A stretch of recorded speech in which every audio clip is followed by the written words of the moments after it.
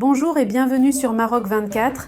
Pour ne rien manquer de nos prochaines vidéos, faites en sorte de vous abonner et d'activer la fonction de notification. Aujourd'hui, mardi 30 janvier 2024, on va aborder le sujet du rétropédalage où l'Algérie assouplit sa restriction sur les importations via les ports marocains. L'Association professionnelle des banques et des établissements financiers d'Algérie a publié une nouvelle directive adoucissant les restrictions antérieures concernant les importations passant par les ports marocains. Restez avec nous pour plus de détails dans cette revue de presse tirée des sites d'information H24 Info et Maroc Diplomatique. Après la sanction imposée aux ports marocains, où toute opération de transbordement ou de transit via les terminaux nationaux a été interdite aux opérateurs économiques algériens, les autorités algériennes se sont rétractées à contre-cœur. Les autorités d'Alger ne savent plus sur quel pied danser. Selon un nouveau document de l'Association professionnelle des banques et des établissements financiers, ABF, les transbordements via les ports marocains sont désormais autorisés, et ce après une interdiction formelle et solennelle infligée aux importateurs algériens. Dans ce nouveau écrit, ayant comme intitulé « Importation des produits ayant fait l'objet de transbordements par des ports marocains », le document datant du lundi 29 janvier autorise les transitaires à faire appel aux infrastructures portuaires marocaines, sans les citer toutefois.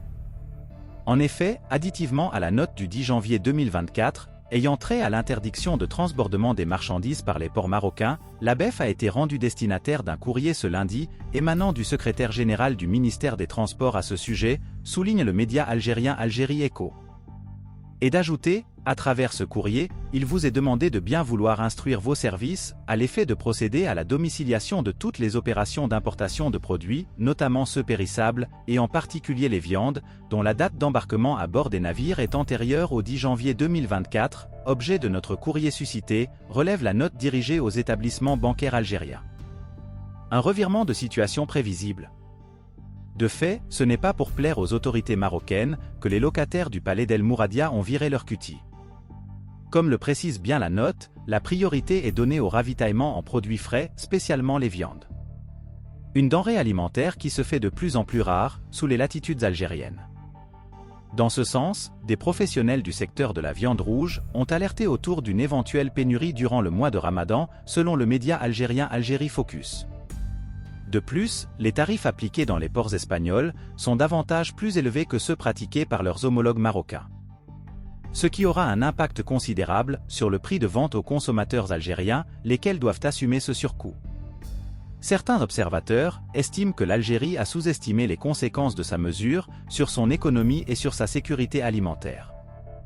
En effet, l'Algérie dépend largement des importations pour satisfaire sa demande intérieure, notamment en produits alimentaires. Or, le transit par les ports marocains est souvent le plus rapide et le moins coûteux pour acheminer les marchandises vers l'Algérie.